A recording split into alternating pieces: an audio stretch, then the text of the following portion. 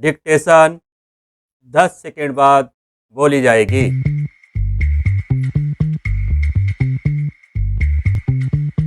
5 second. Ready, start.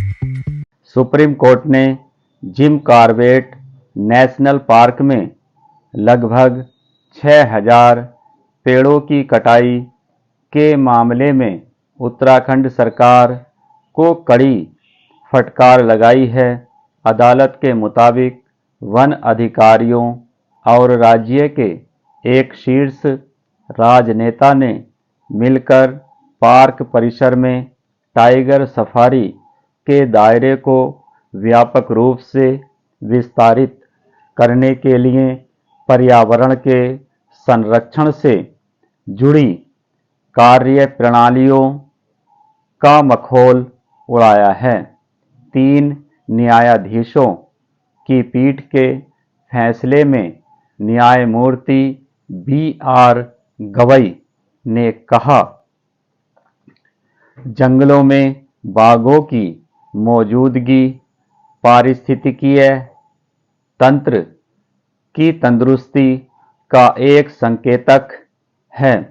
जब तक बाघों की सुरक्षा के लिए कदम नहीं उठाए जाते, बाघों के इर्द गिर्द घूमने वाले पारिस्थितिकीय तंत्र की रक्षा नहीं की जा सकती।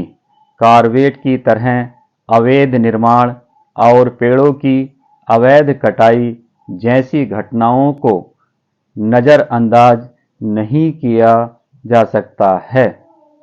राजनीतिक भ्रष्टाचार और पर्यावरणीय क्षति के बीच का रिश्ता इस मामले में खास तौर पर प्रासंगिक है, क्योंकि अदालत के इस फैसले का वन्यजीव पार्कों के प्रबंधन पर प्रभाव पड़ेगा, विशेष रूप से इस सवाल पर कि वन्यजीव पार्कों के बफर और फ्रिज जोन में टाइगर सफारी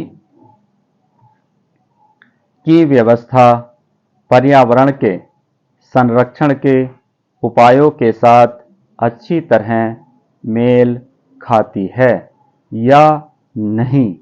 अदालत ने पार्क के आसपास के विभिन्न रिसोर्टों का भी जिक्र किया, जहां अक्सर तेज संगीत बजाया जाता है और जो जानवरों के लिए खतरा पैदा करते हैं।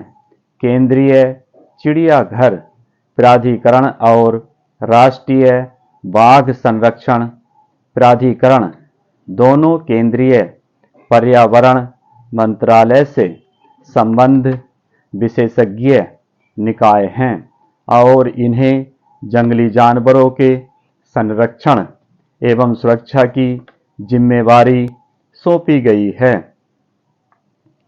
सिद्धांत रूप में इन संगठनों को टाइगर सफारी के अस्तित्व पर कोई आपत्ति नहीं है, बशर्ते इन्हें दिशा निर्देशों की एक श्रृंखला के दायरे में संचालित किया जाए। एक निर्दिष्ट स्थान पर वन्य जीव सफारी जंगल के मुख्य क्षेत्रों से दूर ध्यान आकर्षित करती है और इस प्रकार जंगल की अक्षुण्ण प्रकृति को बढ़ावा देती है और साथ ही पर्यावरण संरक्षण के बारे में सार्वजनिक जागरूकता बढ़ाती है। सफारी के पीछे यही अंतर्निहित तर्क है, लिहाजा उनका व्यापक उद्देश्य इको पर्यटन होना चाहिए, न कि व्यावसायिक पर्यटन।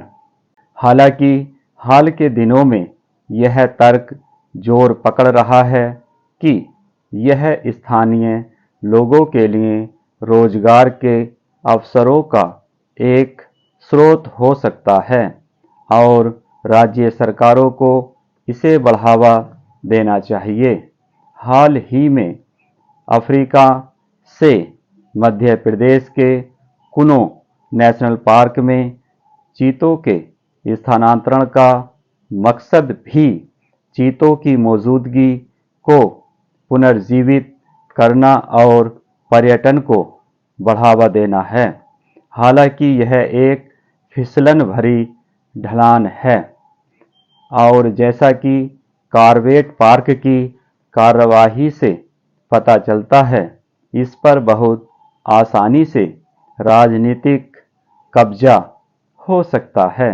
अदालत ने सिफारिश की है कि केंद्र सफारी के संचालन पर दिशा निर्देश विकसित करे और यह बेहतर होगा अगर सरकार इस पर जल्द से जल्द अमल करे और पर्यटन एवं संरक्षण के बीच के रिश्ते के बारे में अपने संदेश को लेकर बेहद सजग रहे। स्टॉप।